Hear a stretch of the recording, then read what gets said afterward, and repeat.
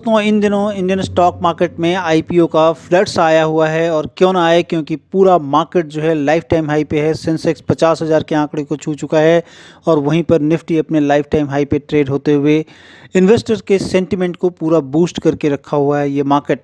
और इस मार्केट में ऐसा कि इंग्लिश में एक कहावत है, make a hay while it is sunshine. और बहुत सारी कंपनियां कैपिटल एक्सपेंडिचर को मद्देनज़र रखते हुए बहुत सारे कैपिटल रेज कर रही हैं इस मार्केट से।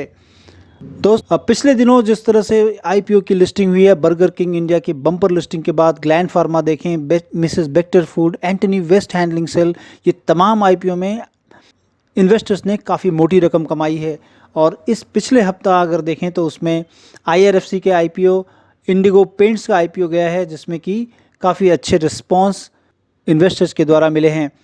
इस सप्ताह जो और आईपीओ चल रहे हैं उसमें होम फर्स्ट फाइनेंस आईपीओ और जो फोर्थ कमिंग आईपीओ है वो स्टॉपक्राफ्ट आईपीओ आपके सामने होगा।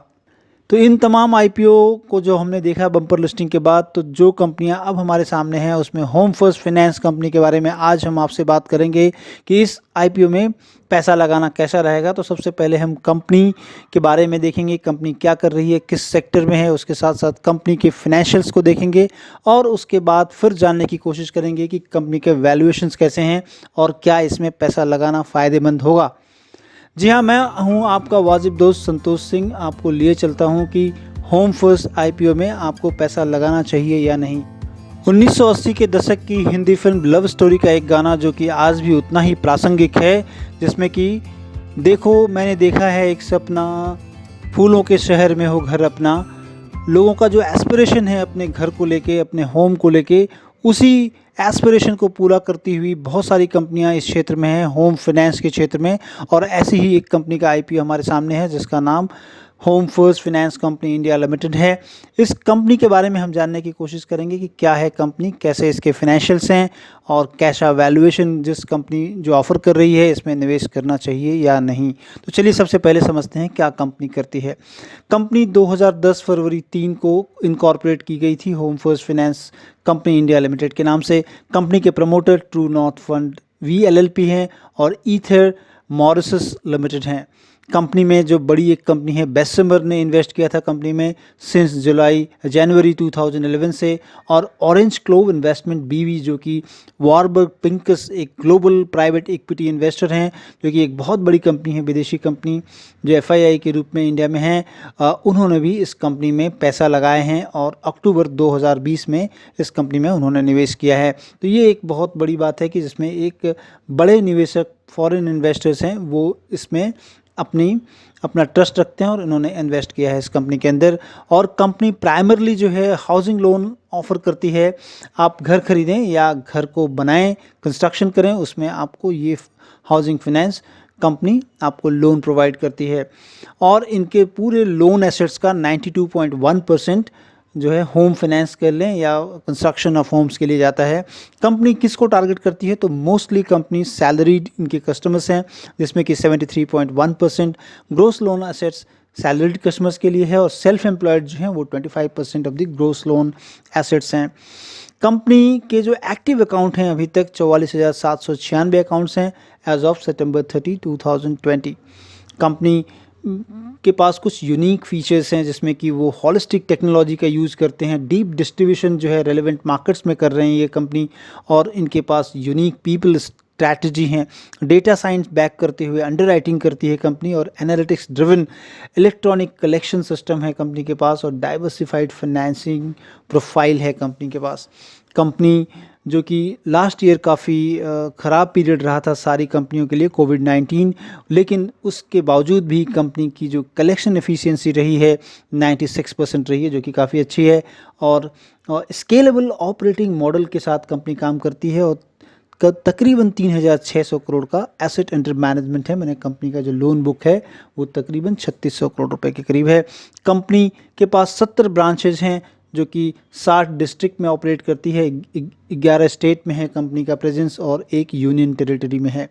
कंपनी जो सबसे स्ट्रैटेजिक पोजीशन लेके रखी है वो है, कंपनी का जो सिग्निफिकेंस प्रेजेंट है वो स्टेट ऑफ गुजरात, महाराष्ट्र, कर्नाटका, तमिलनाडु में है। और ये चारों स्टेट जो है ये अकाउंट करते हैं approximately 79% of the affordable housing finance market in India. मतलब जहाँ पर मोस्ट ऑफ द चंक्स इनके रेवेन्यू के आ रहे हैं पूरे इंडिया में, कंपनी का प्रेजेंस वहीं पर सबसे ज़्यादा है। तो ये कंपनी की प्रोफाइल थी। अब हम इशू डिटेल के बारे में बात कर लें कि क्या कंपनी का इशू डिटेल है।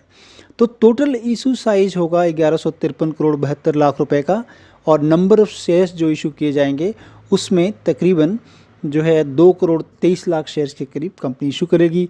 फेस वैल्यू कंपनी का 2 रुपये के करीब है, और जो टोटल 1153 करोड़ रुपए कंपनी उठा रही है उसमें जो बाइफरकेशन है उसमें 265 करोड़ रुपए केवल और केवल कंपनी के पास जाएंगे, और 888 करोड़ रुपए कंपनी के OFS में जा रहे हैं। मतलब इनके जो प्रमोटर्स हैं और कुछ इन्वेस्टर्स हैं वो इसमें से शेयर बेच के निकलेंगे। प्राइस बैंड कंपनी ने 517 और 518 रुपए के बीच रखा है। 28 शेयर्स का मिनिमम मल्टीपल है जिसमें कि आप इसमें अप्लाई कर सकते हैं जब कंपनी की लिस्टिंग होगी। और लिस्टिंग अगर इन जो प्राइस कंपनी ऑफर कर रही है अगर उसी पे होता है तो जो मार्केट कैपिटलाइजेशन होगा कंपनी का 4,518 करोड़ से लेके 4,527 करोड़, मतलब टोटल कंपनी का वैल्यूएशन 4,500 करोड़ के आसपास का होगा। कंपनी का जो इशू है वो थर्सडे से खुल रहा है 21 जनवरी, और इशू क्लोज हो रहा है 25 जनवरी मंडे। अब कुछ ब्रीफ फाइनेंशियल्स के बारे में बात करें कि कंपनी इन दिनों जो फाइनेंशियल्स रहे हैं कंपनी के, किस तरह से कंपनी ने परफॉर्म किया है। तो सबसे पहली चीज़ हम इनके रेवेन्यू को देखते हैं। तो रेवेन्यू अगर देखें 2018 से 2019 में कंपनी का रेवेन्यू काफ़ी अच्छा बढ़ा है। 132 करोड़ रेवेन्यू था 2018 में, बढ़कर 260 करोड़ के करीब हुआ है। तो 97% का जंप रेवेन्यू में फर्स्ट 18 से 19 में हुआ है, और 19 से 20 में 53% का जंप है, जो कि 2020 में तकरीबन 400 करोड़ रुपए के करीब रेवेन्यू है।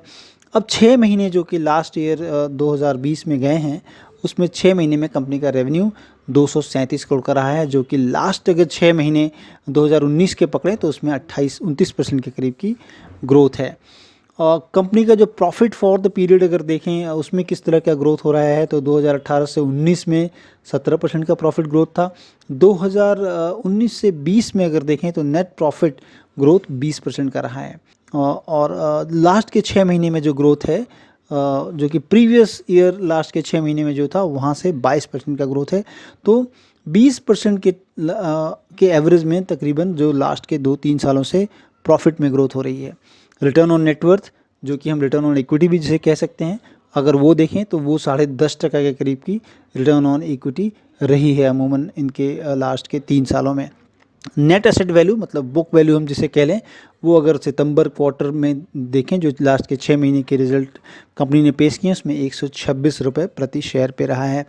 और रिटर्न ऑन इक्विटी और रिटर्न ऑन नेटवर्थ ऑलमोस्ट वही है। और रिटर्न ऑन एसेट्स की बात अगर कर लें तो लास्ट ईयर अगर देखें तो 2.7% है, और 2019 में 2.4% है। और जो हाफ ईयर की बात करें जिसमें कि बढ़ के मतलब हाफ ईयर में 1.5 है, तो टोटल ईयर का डबल हो सकता है यहाँ से, तो मतलब 3% के करीब रिटर्न ऑन एसेट्स है कंपनी का। तो यहाँ पे थोड़ा ग्रोथ देखने को मिल रहा है। अब asset under management growth with peer की हम की बात करें, कंपेरिजन करें, तो वहाँ पर अगर देखें तो होम फर्स्ट फाइनेंस में 61% का AUM ग्रोथ 2015 से 20 के बीच रहा है, जो कि अगर 2018 से 20 में 63% के करीब रहा है। तो अपने पीयर से कंपैरिजन करें तो सबसे अच्छा ग्रोथ होम फर्स्ट फाइनेंस का है, ऑल्दो इनका बेस काफ़ी कम है। पीयर बेंचमार्किंग अगर कर लें तो हम वैल्यूएशंस की तरफ अब निकल जा रहे हैं। तो वहाँ पर देखें कि जितनी भी कंपनियाँ हैं उसमें रिटर्न ऑन एसेट्स की अगर बात कर लें तो जो है सबसे अच्छा एप्टिस वैल्यू हाउसिंग फाइनेंस का है जो कि 6.3% के करीब रहा है, और आवास फाइनेंशियर्स जो कि लिस्टेड है उसमें 3.8 है, और होम फर्स्ट फाइनेंस का 2.7 है। तो यहाँ पर जो है सबसे निचले पायदान पे देखने को मिल रहा है।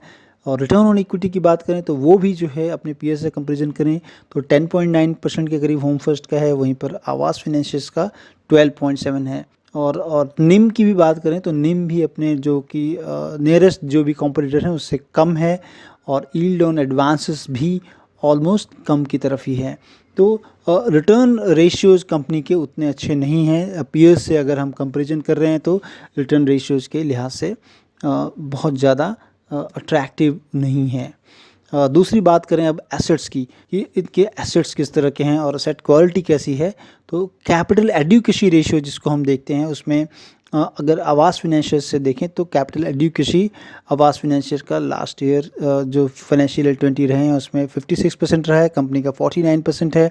जीएनपीए की बात करें तो आवास फाइनेंशियल से ज़्यादा है जीएनपीए, ऑल्दो इस सेक्टर में जो कि मॉर्गेज बैक लोन करती हैं होम फाइनेंस कंपनियां, बावजूद उसके भी इस कंपनी का 0.9% के करीब रिपोर्टेड जीएनपीए रहा है, जो कि आवास फाइनेंशियल में 0.5% के करीब रहा है। नेट एनपीए की वहीं पर बात करें तो 0.8% का नेट एनपीए है कंपनी का 2020 में, और इनके कॉम्पिटिटर जो कि नियरेस्ट कॉम्पिटिटर हैं आवास फाइनेंशियल, उनमें 0.3% रहा है। अब वैल्यूएशंस की बात करते हैं। कंपनी जिस प्राइस पे अपना शेयर इशू कर रही है वहाँ पर अगर देखें तो 517 से 518 के बीच में है, और इनके बुक वैल्यू की अगर बात करें तो 126 है। तो तकरीबन जो है यहाँ से 4 टाइम्स अपने बुक वैल्यू का मांग रही है कंपनी।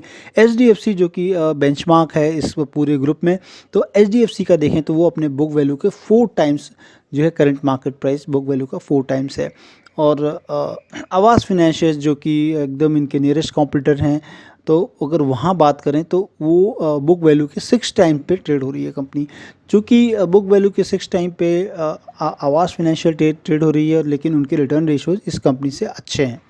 और ये कंपनी 4 टाइम्स मांग रही है, मतलब इसमें अपने कॉम्पिटिटर से थोड़ा वैल्यूएशन पर्सपेक्टिव में देखा जाए तो चीपर नहीं कहेंगे। ऑल्दो ये कंपनी अच्छा ग्रोथ कर रही है, ग्रोथ पैरामीटर्स काफ़ी अच्छे हैं, कंपनी टेक्नोलॉजी बैक्ड है और काफ़ी अच्छे इसमें इन्वेस्टर्स बैठे हुए हैं, लेकिन थोड़ा सा हाईली ओवर वैल्यूड है। तो मुझे लगता है कि इसमें करें, केवल लिस्टिंग गेन के लिए आपको इन्वेस्टमेंट करना चाहिए, न कि अगर करेक्शन हो मार्केट में कभी भी तो इसको निचले स्तरों पर डेफिनेटली लेना चाहिए। केवल और केवल लिस्टिंग गेन में जो कि जीएमपी जो कि ग्रे मार्केट प्रीमियम दिखा रहा है उसके लिहाज से केवल और केवल करें, क्योंकि रिटर्न रेशियो इस कंपनी के अभी भी निचले स्तरों पे हैं, तो केवल लिस्टिंग गेन के लिए करें। और अगर करंट मार्केट प्राइस या इशू प्राइस से कंपनी के प्राइसेस नीचे मिलते हैं और बुक वैल्यू के अगर कहें कि 3 टाइम्स पे या 2.5 टाइम पे 2.5 टाइम्स पे अगर मिलता है ये शेयर, तो उस जगह में इन्वेस्ट करना ज़्यादा अच्छा होगा।